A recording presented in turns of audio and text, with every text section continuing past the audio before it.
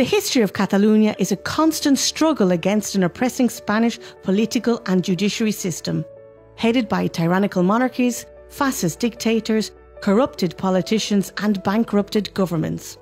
For centuries, the people of Catalonia have attempted to recover the rights and freedoms they lost under Spanish domination, to continue developing a democratic and prosperous society open to the world. Catalonia's privileged location alongside the Mediterranean coast gave birth to a cultural community with an economy mostly based on agriculture, production and trading with other nations. No wonder that Catalonia developed and published the first international maritime law book, which regulated sea trade for more than 700 years, becoming the basis of today's international mercantile law. The birth of Catalonia as a cultural and political nation started more than 1,000 years ago. The Catalan flag, first parliament and Catalan constitution are some of the oldest in Europe today.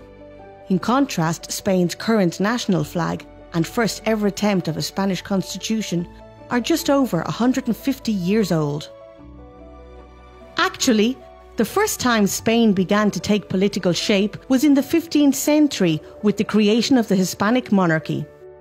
Born from the marital alliance between the two most powerful Catholic monarchies in the Iberian Peninsula, Queen Isabella of Castile, a crown of absolutistic tradition with its capital in Toledo, and the King Fernando of Aragon, a crown of parliamentarian tradition formed by a federation of kingdoms and the Principality of Catalonia, which its capital city Barcelona was also the crown's capital. Despite becoming a part of the Hispanic monarchy, the Principality of Catalonia continued enjoying its own independent parliament, laws and currency for another 250 years. Such was its political independence that Spanish monarchs were obliged to swear obedience to the Catalan constitutions and laws, something completely unusual in medieval Europe. Another example of Catalonia's uniqueness within the Hispanic monarchy was the revolt of the Catalan peasants in the 15th century.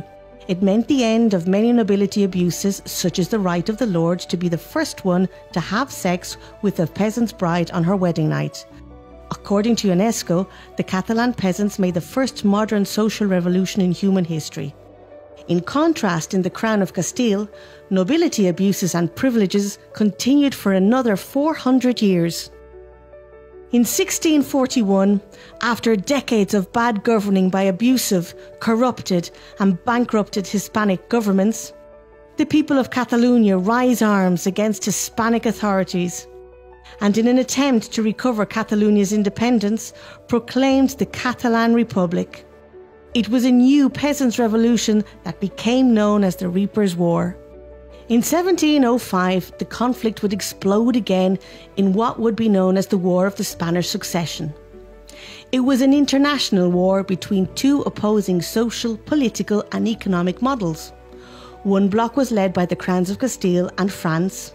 They represented imperialism and absolutism, with a powerful noble class mostly enriched through colonial plundering and tax collection.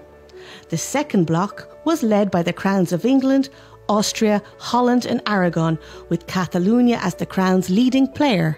This second bloc was characterised by a rather federalist and parliamentarian tradition, with an economy strongly based on production and international trade.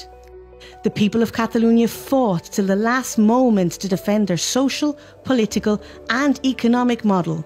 But on September 11, 1714, after a 1.5-year siege, the capital city of Barcelona was occupied by the Castilian and French troops.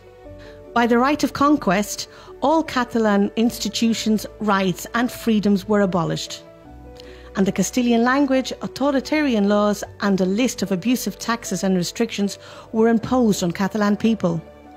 It was from that day onwards, Spain's centralisation of power in Madrid was consolidated the way we know it today. It was this imperialistic history of devastation and imposition by a Castilian oligarchy that had grown rich, abusing, plundering and heavily taxing the land and the people they had conquered. Which is why in the 17th century, the Netherlands and Portugal were the first to fight for independence from the Hispanic monarchy. Many others followed, all the way to the end of the 19th century with the independence of Cuba and the Philippines. No wonder that many independence movements, such as those of Argentina, Uruguay, Mexico and Colombia, among others, were often led by leaders of Catalan descent. By the beginnings of the 20th century, Catalonia had already experienced 3 industrial revolutions, while Castile had never experienced one. For Castile's oligarchy, the easiest way to get rich had always been conquering or getting close to the ruling power of the time. For instance, in the 19th century, to increase trade and prosperity, private Catalan citizens risked their own capital to finance the construction of a railway network to connect the industry with the harbours. In the meantime, the Spanish government in Madrid would go bankrupt constructing a railway network to connect all its royal palaces, just for the Queen and oligarchy's entertainment. In 1931, after years of bankrupted central governments and Spanish dictators, the people of Catalonia, tired of seeing any aspirations for Catalan self-governing systematically crushed, went to the ballots and massively voted for a pro-independence political party. Once again, the Catalan Republic was proclaimed.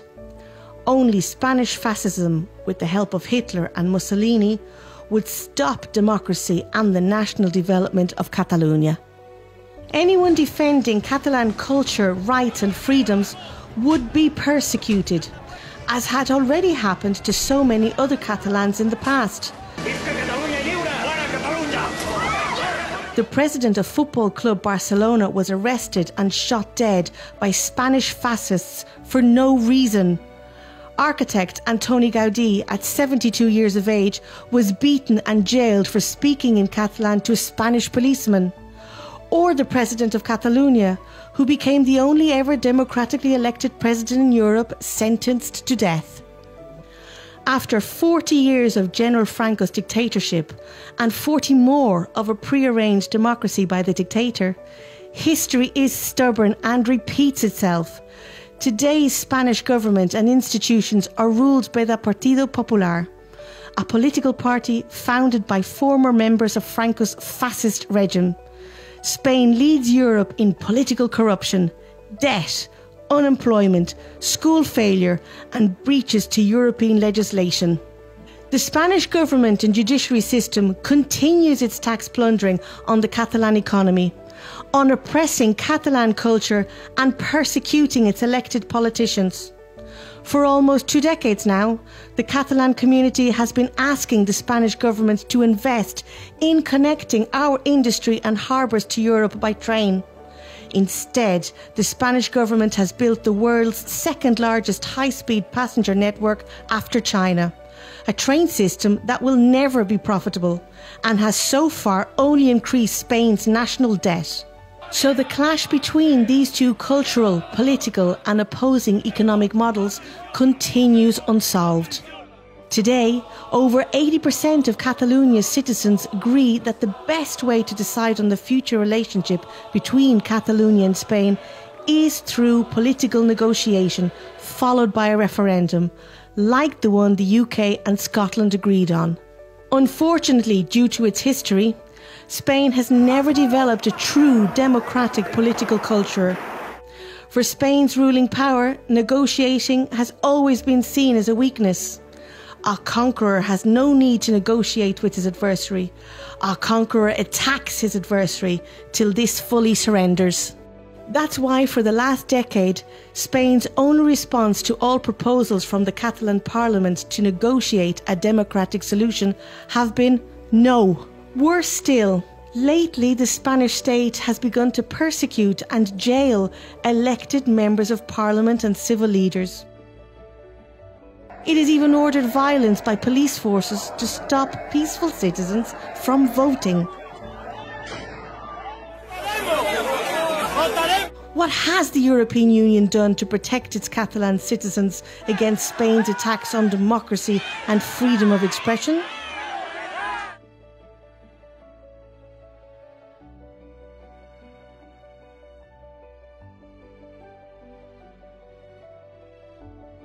By supporting a democratic solution to this conflict, you are defending basic international human rights. You are helping to build a better Europe and world for all. Our future being Catalan. O futuro pode ser catalã, ou poderia ser talibã.